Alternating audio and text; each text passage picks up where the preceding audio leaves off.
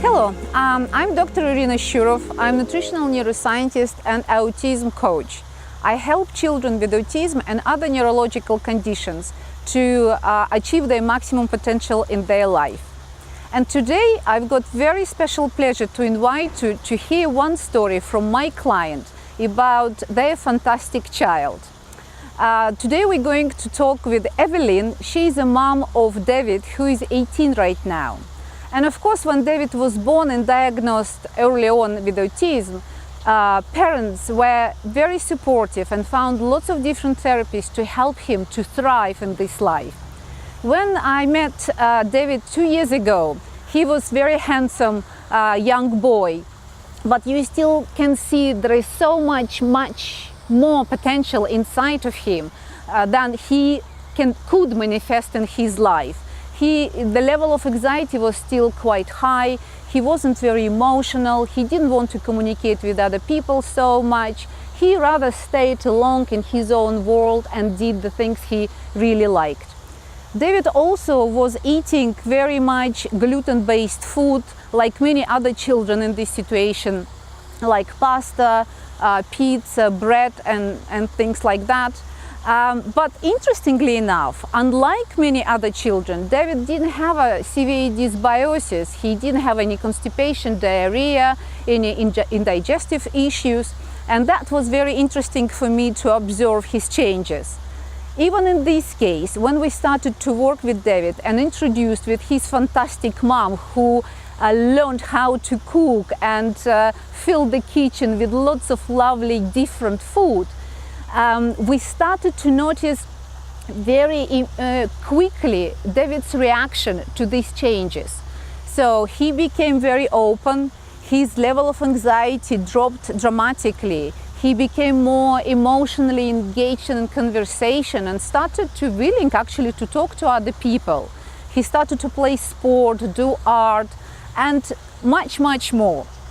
So it's so pleasure to watch him changing, especially now when he's 18 and just about to choose his own profession and be independent in this life. So my message to you today, even your child doesn't have very severe symptoms like diarrhea, constipation, tummy ache, bloating, and etc. And even he is not very picky eater, you still probably should consider nutritional rebalancing program, because only this way we can lay very basic foundation and provide balance of micronutrients in the human body that our children start to respond to it very well and thrive in their life. So if you've got any further questions, please don't hesitate to contact me by reaching me on my website www.liveright.eu or just drop me in an email. And now I leave you to enjoy this story, and thank you very much for your attention. Well, he was really slow to speak, and unlike other people, we were really lucky with our pediatrician, and she said, "Okay, let's see how this develops." We know that he hears 2 languages in the house. He's a boy. He's got an elder sister. That could all have an effect, but he's not turning his head when I call his name. So let's see how it goes in a few months and see how he develops. And very shortly after that, we realised that with her help, that we needed to look into this, and so we did. So he was about 1, and then when he was 1.5, we started speech therapy. When you have the tools, you can do the job. Mm-hmm. And we were very lucky to meet people along the way who gave us the tools, mm-hmm. and that's how we cope with it. We got on with it, and we worked. Parents are an incredible source of information, and through parents we met other parents who had great advice, and we were really lucky, really lucky. Mm-hmm. But as I say, when you have the tools, you can do the job. So we've done lots of things. We went through PICS, we did teach, we did, he was at a special school for part of the day, and we did a home program. This was from 3. Okay. And the home program was with some extremely energetic, wise, funny people, and they made a huge difference, and we were able to carry on that work as well. To learn from them. Yeah, absolutely, absolutely, yeah. And luckily, the little school that he was at, they didn't necessarily have the kind of tools we were using at home, but the educator that David was working with was very, very open and was willing to learn and import some of the things that were happening at home, and so there was a continuity there, and it went very well. PICS helped an enormous amount. Enormous amount. PICS and teach was very useful. In fact, he took to PICS so well and verbalized. I mean, he would have whole scenarios about what he wanted to do. There was one where he put the car picture and the airport, and he wanted to go to the airport to meet my mum. And he was about 3, and he invented this story. He really wanted his grandma to come, and he was able to tell us this with PIC. So I mean, it was fabulous. It's a great tool. Yeah. And as you get familiar with the PICs, as you get familiar with the fact, this works. They know what I'm saying. Then the words come.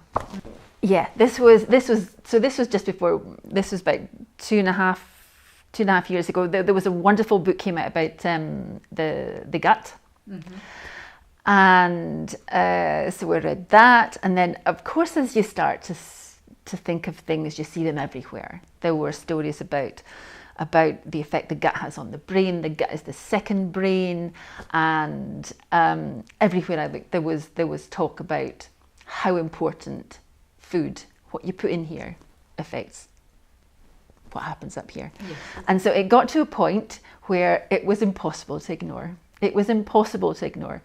And then we just thought, this has to happen. We have to completely change our eating. And specifically David, because we'd always cooked, we'd always eaten, but there was always the question, what can David eat? Because we were addressing other issues, and we thought, this is a healthy guy. Okay, he eats pasta, pizza, bread, McDonald's. We're still addressing other things. Let's, But then when it came to the point where we thought, this can't go on, everything had to change. Everything had to change. You realize this is the next step to absolutely. Deal with, really. Yeah. Okay. No, that's good. So you already mentioned that David was eating lots of easy carbohydrates basically, and anything he was craving specifically. Bread. He could. He was baguette fiend. Absolutely. Yeah. Okay. So what during these 2.5 years of being on a nutritional program, and of course much more, what the main changes you experienced, and in yourself, in David, what is your experience about sort of cooking and how it's kind of affected your life and life of your family? Enormously. I think the first thing that really happened was when we went to Japan on holiday and had the most wonderful food, where you felt so clean. If you have pickles and if you have fermented fish for breakfast, I'm not saying that we do that every day here, you feel totally different. You feel so different from if you start your day with toast or carbohydrates or croissant. I mean, no, it wasn't easy. We had to be really prepared, and we had to be committed, and we had to be persistent. This was totally different. We had taken away the bread, the pasta, the pizza, the fast food, and in its place we were putting completely alien things to him, beef broth and things that he just didn't understand. But we weren't taking away anything good. We were giving him good things and taking away things that weren't necessarily all that great for him. And so the commitment was there, and you absolutely might believe that your child will never in their life eat a drop of beef broth, but you would be wrong, because they will. They will, as extraordinary as you might think it is from where you are at the moment, they absolutely will. And as their tastes change, as the gut changes, the joy of trying different foods is just wonderful to behold. It really is. It's amazing. It's not easy. You really have to be ready. You have to be, as I say, committed and persistent. But it so works and it so pays off. So tell us, please, so what is David eating now? Well, there's never a thing where we say, what can David eat now? It's everything. He's eating vegetables, he's eating fruit, he has whatever's good that we eat, he eats. There's nothing that... peppers and tomatoes and just everything you would think for a balanced diet, he's eating. I think he must be one of the healthiest guys at that school. He really, he's enjoying it. He relishes it. Well, this is the most important, that he's also enjoying it and appreciating it. Yeah. So I remember we struggled for quite a while to introduce fish in his diet, and now? Oh, absolutely. He loves it. He loves fish. Loves fish, especially salmon. And ideally he will now start to prepare it, which will be great. This is the next step. I think it really is, because the more he's interested in food, and he really is interested in food. If he's awake and you say to him, David, are you hungry? He's going to say yes. The more he's interested in food and different colours and different textures, then the logical next step is that he's going to want to start cooking it and choosing what he wants to eat. So it's enormous. Yeah, it is enormous.